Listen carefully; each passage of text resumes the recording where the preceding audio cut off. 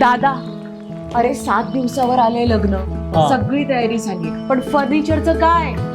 गृहवस्तू भांडार 10 ठिकाणी फिरण्यापेक्षा आपल्याला हव्या असलेल्या वस्तूंच्या हजारो व्हरायटीज एकाच ठिकाणी पाहायला मिळतात, फक्त गृहवस्तू भांडार मध्ये.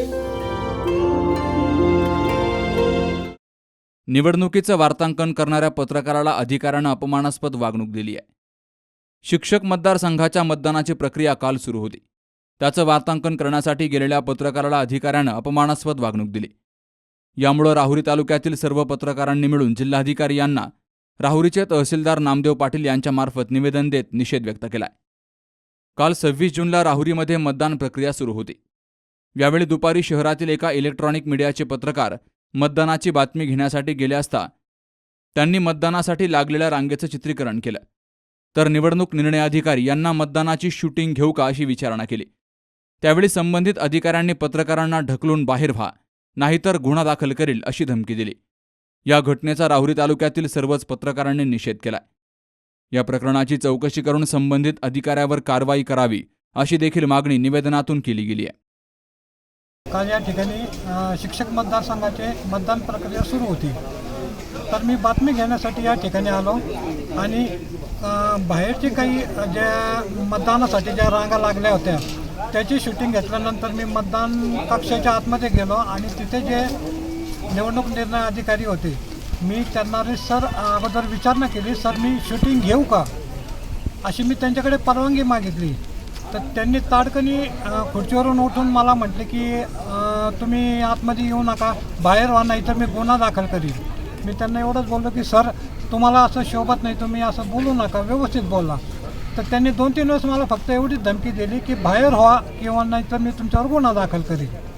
एका पत्रकाराला अधिकाऱ्याकडून अशी वागणूक मिळत असेल तर सामान्य नागरिकांना या अधिकाऱ्याकडून कशी वागणूक मिळत असेल हे यावरून स्पष्ट होतं आहे. आमचे मित्र C24 तासचे प्रतिनिधी मनोज साळवे हे या ठिकाणी आले, परंतु त्यांनी छायाचित्रण करण्यापूर्वी जे निवडणूक सेक्टर प्रमुख होते शाहू महाराज मोरे, उपजिल्हाधिकारी शाहू महाराज मोरे, तर यांच्याकडं त्यांनी परवानगी मागण्यासाठी विनवणी केली का छायाचित्रण करू शकतो का.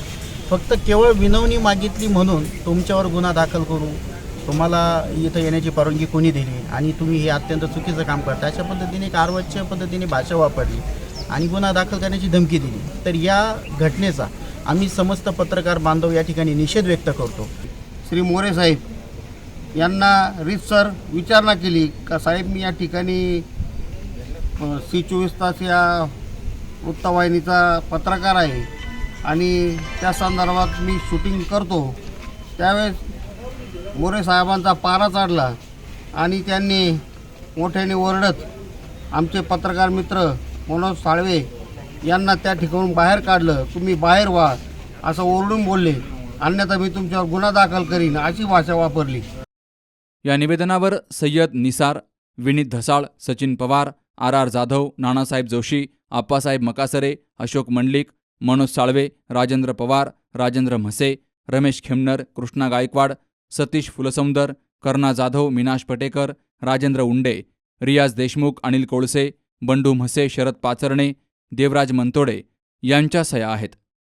सुहास जाधवसह शरद पाचरणे, C न्यूज मराठी, राहुरी.